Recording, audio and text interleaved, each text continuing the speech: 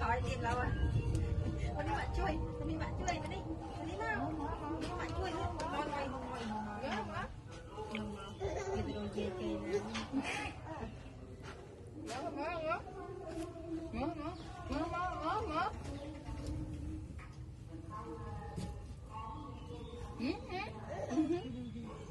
Thôi tao tiền lao ca.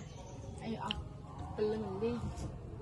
Lên đó, lên Anh bật tay anh pri lùi đó. Không tung Đúc, chọn bạn thì cung đúc. Đúc, hồi mai tao cũng hồi mai. Tao nghe coi cha cả con luôn. Ngọt không? Đi! Cài ra! Chú đi!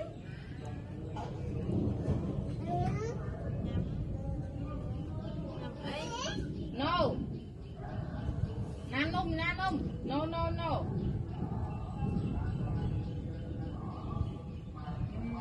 Rồi get choked.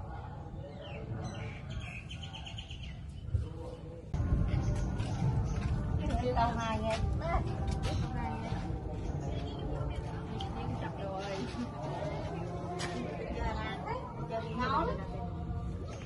Đừng ốm. Hả?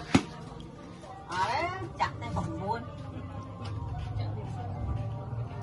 Đây là ngày với chàng cũng với chầm chắc. Tụt nó.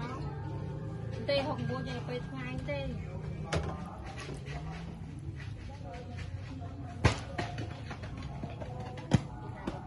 Chặt sai. Thôi chặt đi. Chặt thả lên. Chạy đi bờ hồ. Chạy bờ chân xuống. Không phải bờ hồ. Chặt đi.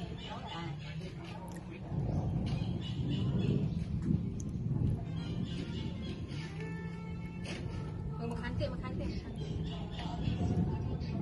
Con 30. Chạy đua lâu. Không phải. Bò. Mưa rẻ. Lá định làm chờ một đôi nhé này. Định cặp một cái nông. Mình chờ cặp một.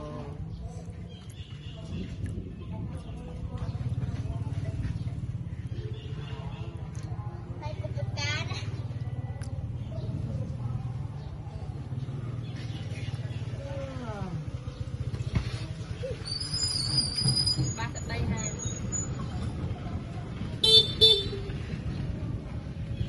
Đẹp bơ xôi của con.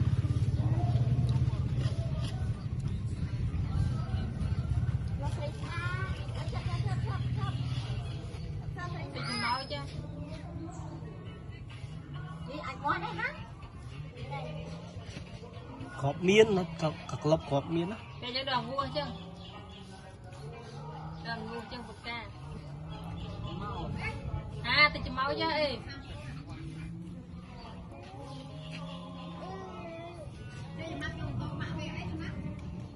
Cầu ra, cố ra đây.